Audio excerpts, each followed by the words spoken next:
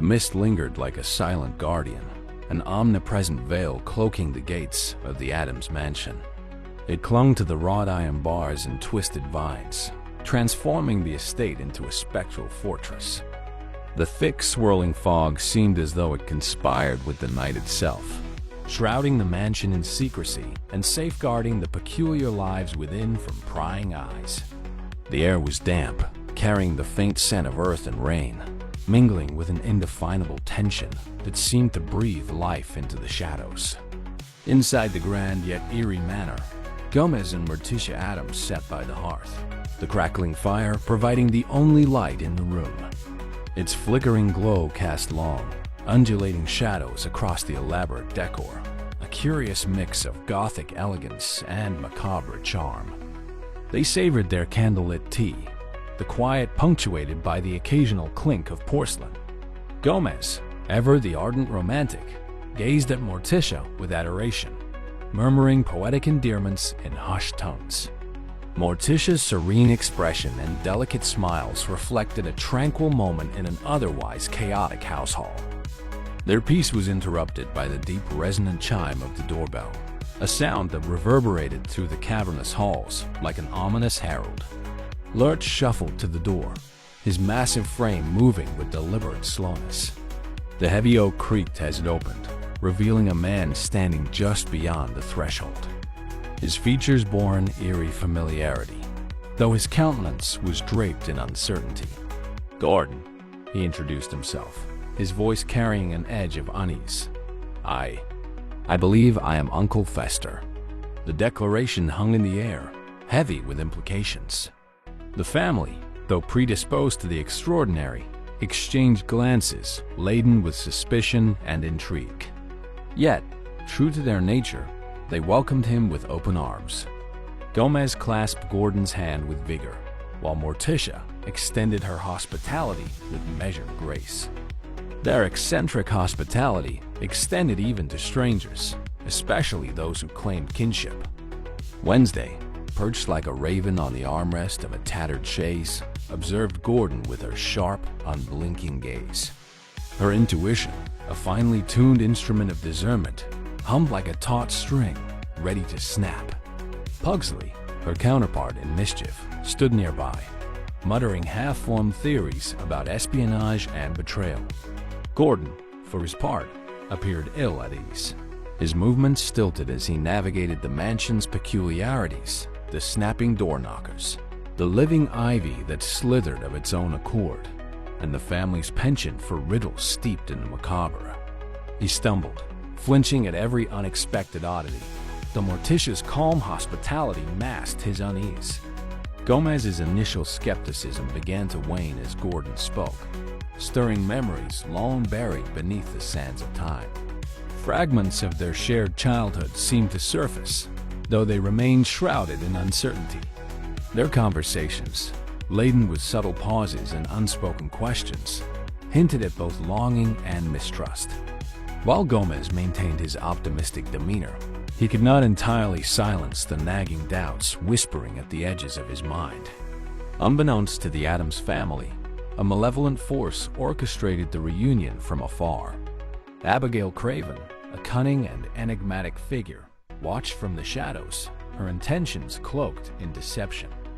It was she who had sent Gordon into the heart of the Addams household, a pawn in her intricate game. Her goal was as audacious as it was sinister: to locate and seize the family's fabled vault, rumored to contain untold treasures. Gordon, bound by fear and manipulation, tread a precarious line between loyalty and betrayal. Among the mansion's inhabitants, Thing emerged as an unlikely sentinel.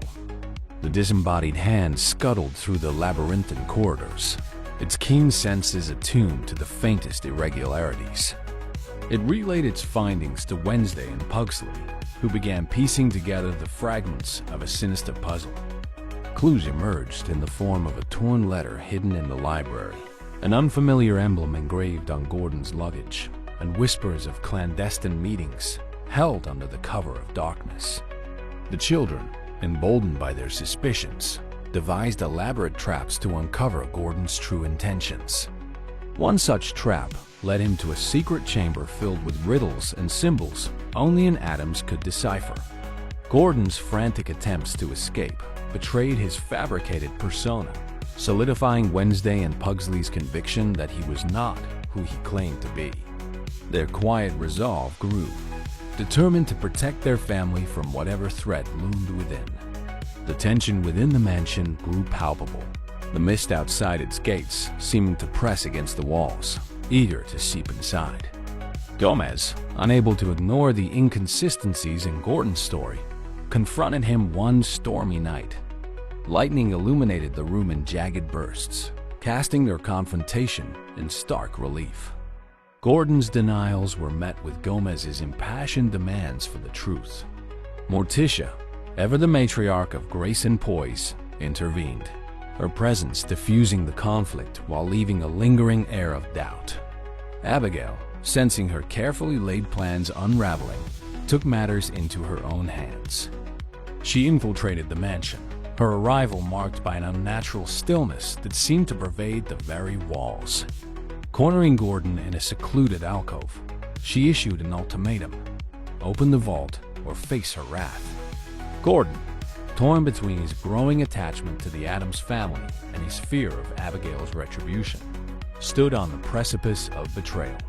The climax unfolded in the heart of the mansion, where the fabled vault lay hidden behind an intricate lock.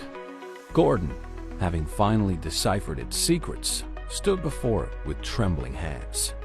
As he touched the cool, ornate metal, a flood of memories overwhelmed him, breaking the chains of Abigail's manipulation.